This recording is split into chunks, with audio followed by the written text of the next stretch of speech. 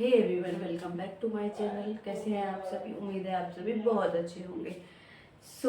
हम chapter number first class 9 का complete कर चुके हैं। क्लास 8 का भी हमारा चैप्टर नंबर फर्स्ट कंप्लीट है। आज हम क्या करेंगे, क्लास 9 का चैप्टर नंबर 2 स्टार्ट करेंगे। हमारा चैप्टर नंबर 2 क्या है? पॉलिनोमियल है। आज हम उसकी इंट्रोडक्शन वीडियो करेंगे। काफ़ी दिन हो गए हैं क्लास को मिस हुए, अब सीरियस होकर स्टार्ट करते हैं। आज हमारा चैप्टर क्या है? पॉलिनोमियल्स है बेटे। आज हम क्या कर रहे हैं, क्लास 9 का चैप्टर नंबर 2 पॉलिनोमियल्स। पॉलिनोमियल्स में सबसे पहली जो चीज़ है बच्चों हमें समझनी है, टर्म्स। टर्म्स क्या होती है? पॉलिनोमियल्स के अंदर जो टर्म्स होती है वो क्या होती है? टर्म्स बेटा जैसे कि ये देखिए, ये 2 है और ये x है, 3x 5x, ठीक है। ये जो वैल्यूज है, वेरिएबल्स, इसमें दो पार्ट्स होंगे। ये 2 है बेटा, ये 2 हमारा कौन सा पार्ट है? कोफिशिएंट पार्ट है। और ये x है, ये क्या है? वेरिएबल है।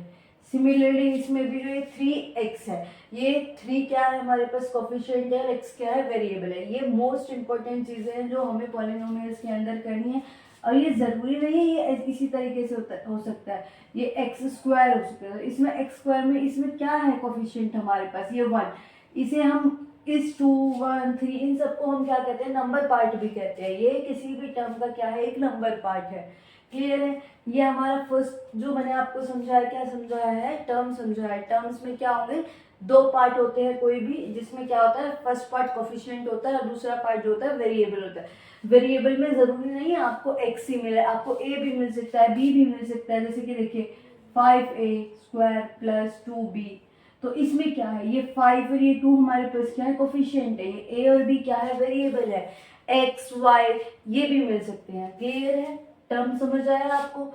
नेक्स्ट हम किसका, हमारा नेक्स्ट क्या है? पॉलिनोमियल। बेटे पॉलिनोमियल क्या होती है? पॉलिनोमियल होती है चेन होती है टर्म्स की। किसकी चेन होती है? चेन होती है। It is a chain of terms. अब जैसे कि देखो, एक 5x² + 3y + z, तो ये अलग अलग क्या है? अलग अलग क्या है? ये टर्म्स है। इन टर्म्स को मिला के एक जो वैल्यू बनाई है, जो एक इक्वेशन बनाई है, ये इक्वेशन क्या है? ये पॉलिनोमियल है। क्लियर है? आई होप यहाँ तक समझ आया होगा।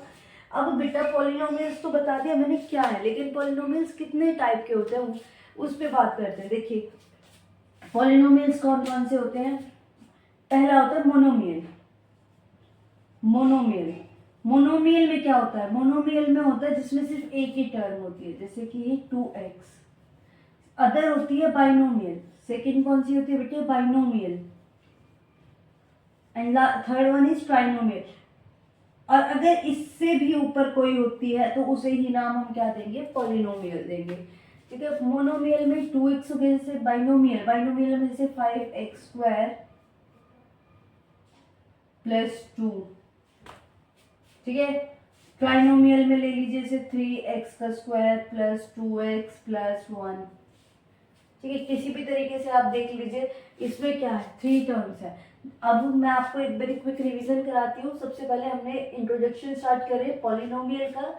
इसमें सबसे पहले हमने टर्म्स पढ़े। टर्म्स क्या होती है बेटा? टर्म्स होती है कोफिशिएंट और वेरिएबल का जो एक संयोग होता है, ये जो जोड़ होता है, उसे हम क्या कहेंगे? टर्म्स कहेंगे। जैसे कि हमारे पास ये 5x है, तो यहाँ पे 5 क्या है? एक कोफिशिएंट है, एक नंबर पार्ट है, और दूसरे जो x है ये क्या है? वेरिएबल है। इसके बाद हमने पॉलिनोमियल पे बात की। पॉलिनोमियल क्या होती है बेटा? टर्म्स की एक चेन होती है जिसे हम पॉलिनोमियल्स कहते हैं।